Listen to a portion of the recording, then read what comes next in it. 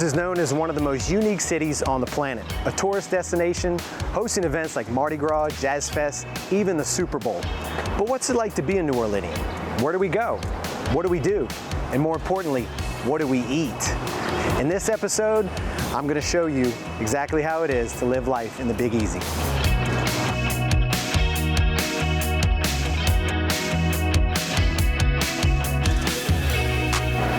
People think of New Orleans, they think about the food, the French, the African, the Creole cuisine, but little do they know, we have some of the best Vietnamese food on the planet.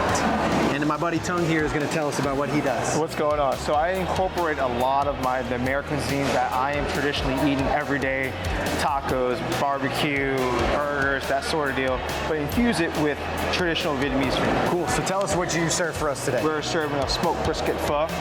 We smoke this brisket for about 12 hours, might get a nice spark to it. Do the broth traditionally, 24-hour simmer. Then we incorporate pouring the broth over the bark to incorporate that smoky flavor into the broth, and then that nice tender slice of smoked brisket. Then over here we have the smoked chicken roti. So this roti right here is a smoked chicken thigh with all the banh mi ingredients on here on paratha. It's the Indian flatbread meat with ghee, a little spicy maybe with hoisin barbecue sauce. Same kind of concept with this next dish is a pulled pork bao, and it has a smoked pulled pork in there, but it's just a different vessel. This bao is traditionally in Taiwanese and Chinese cuisine, but over here I incorporate the banh mi flavors, and especially with the Citrus-style Texas barbecue with the smoked pulled pork. Ooh, you got me hungry now.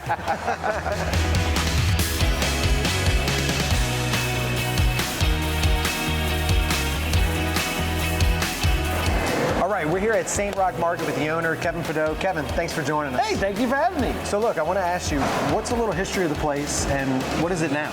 Okay, so St. Roch, this building is one of the original public markets in the public market system in New Orleans. There's only two left, the French Market and this one, St. Roch.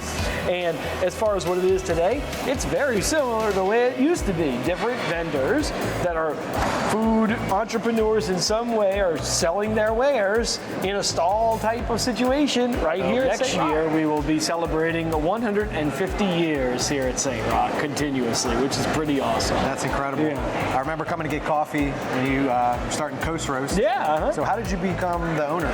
My very first coffee shop was here at St. Roch Market. So from here I did other CR coffee locations around the around New Orleans. And so for me, operating the whole market now, it's given me an opportunity to I really want to help the vendors that are in here move forward with their businesses in whatever way they want to do it, whether they want to open more locations or do other things, like do you help to be able to use this awesome public market as a launching point for their businesses. This place has meant so much to New Orleans for its entire history, it's because of New Orleans' passion for it. It has been saved multiple times throughout the years. Yeah, I can remember it was a big moment after Katrina where this reopened, and it was sort of like, okay, it was like a little beam of light. Yeah. My grandma is buried right around the corner in the cemetery. In St. Roch Cemetery, which is the name of which is how the neighborhood got its name. It's the rock of the neighborhood. That's it. Yeah.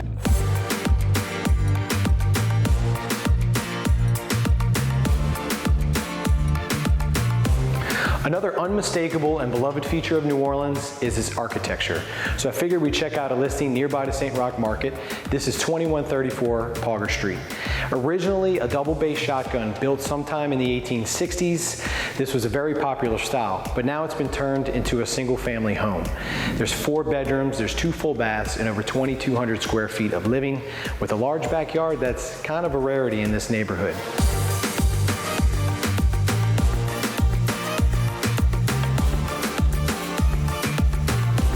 Now some of you may be saying, what the heck's a shotgun double? Well, think of it as a house divided in the middle, and all the rooms on each side are stacked up in a nice neat row.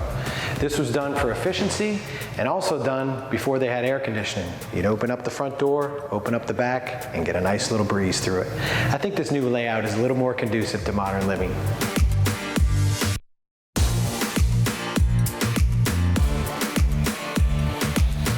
Thanks for tuning in, and we hope you join us for the next episode as we explore more of the food and the culture of these New Orleans neighborhoods. I'm your host, Brian Maurice, and we'll see you next time.